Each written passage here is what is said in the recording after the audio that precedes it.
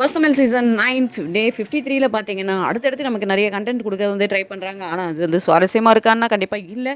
அப்படி என்ன இந்த ப்ரோமோல இருக்கு அப்படின்னு தெரிஞ்சுக்கணும்னா, நம்ம சேனல சப்ஸ்கிரைப் பண்ணுங்க. இது பார்த்தீங்கன்னா, பார்வதி வந்து அந்த மொட்டை கடிதாசி பத்தி தான் பேசிட்டு இருக்காங்க. அது வந்து எனக்கு கார்னர் பண்ணி எழுதுன மாரி தான் இருக்கு அந்த ஃபுல் லெட்டருமேட்டு. அதுக்கு பிரச்சனை என்ன சொல்றேன்னா, அந்த கதாபாத்திரத்த வந்து இது பண்ற மாரி இருக்கே தவிர, இது பர்சனல் அட்டாக் மாரி தெரியல அப்படின்றாங்க. அதுக்கு கனி என்ன சொல்றாங்கன்னா, இது வந்து அடுத்த கட்டத்துக்கு பெருசா ஊதி பெருசாக்குற அளவுக்கு இது பெரிய பிரச்சனை இல்ல அப்படின்னு சொல்லி கனி வந்து சொல்றாங்க. ஆனா, பாருக்கு வந்து இது டிசப்பாயிண்டிங்கா தான் இருக்கு.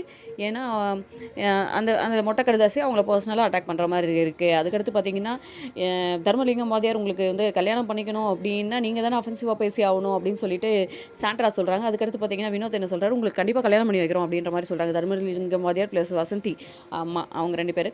உடனே இதனால் கடுப்பான அமித் என்ன சொல்கிறாருன்னா, ஆனால் உங்கள் இதுவெல்லாம் எனக்கு போதும், உங்களை நம்பினதுக்கு என்ன பண்ணுமோ அதை பண்ணிட்டீங்க, உங்கள் மேலே இனிமேல் எனக்கு ட்ரஸ்ட்டே பில்ட் ஆகாது, என் புத்தியை வந்து செருப்பால் அடிக்கணும் அப்படின்னு சொல்லிட்டு அவர் கிளம்பிடுறாரு.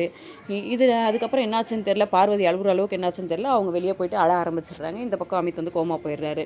பார்ப்போம், அடுத்த அப்டேட்ஸ் வேணும்னா நம்ம சேனலை லைக் பண்ணுங்கள்.